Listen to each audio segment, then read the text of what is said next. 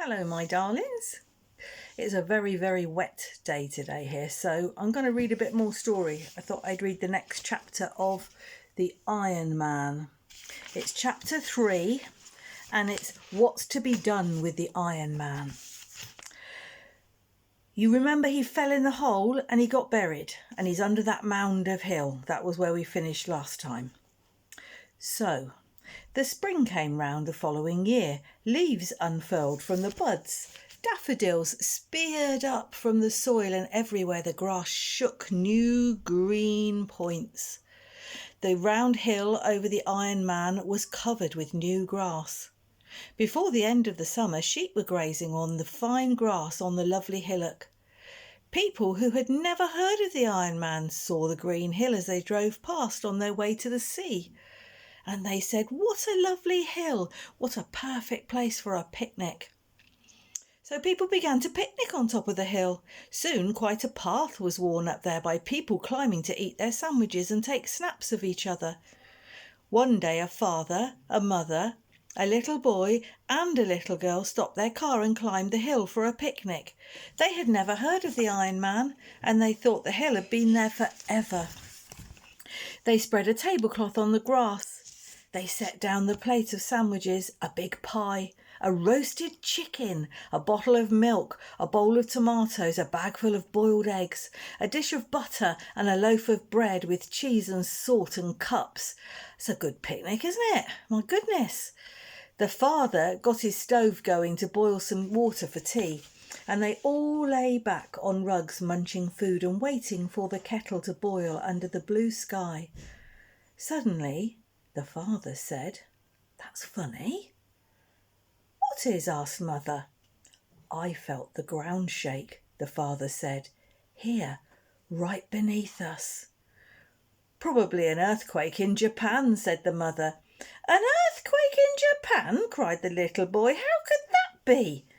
So the father began to explain how an earthquake in a far distant country that shakes down buildings and empties lakes sends a jolt right through the earth, right around the earth. People far away in other countries feel it as nothing more than a slight little tremble in the ground.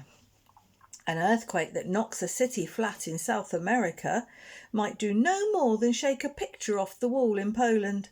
But as the father was talking, the mother gave a little gasp, then a yelp. "The chicken!" she cried. "The cheese! The tomatoes!" Everybody sat up. The tablecloth was sagging in the middle as they watched the sag got deeper, and all the food fell into it, dragging the tablecloth right down into the ground. Oh my goodness, look at that picture. What's happening in that picture? Can you see the people running away and the tablecloth disappearing and the Iron Man's hand? Oh my goodness. The ground underneath was splitting, and the tablecloth, as they watched, slowly folded and disappeared into the crack, and they were left staring at a jagged black crack in the ground. The crack grew, it widened.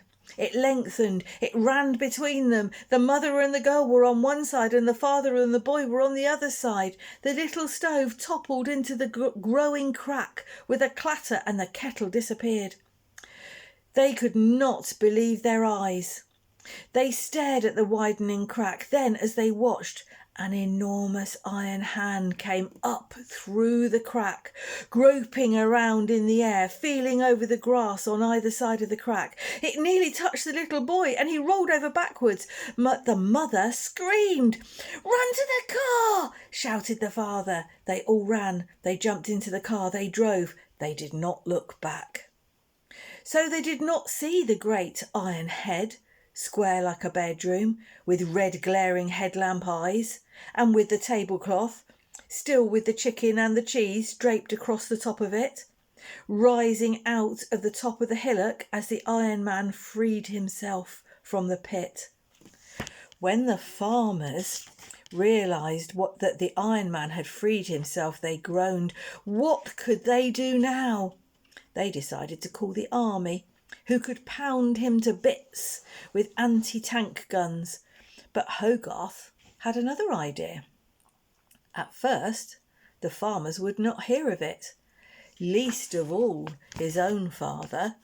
But at last they agreed, yes, they would give Hogarth's idea a trial, and if it failed, they would call in the army. That's not the end of the chapter. I'll read another bit in a minute.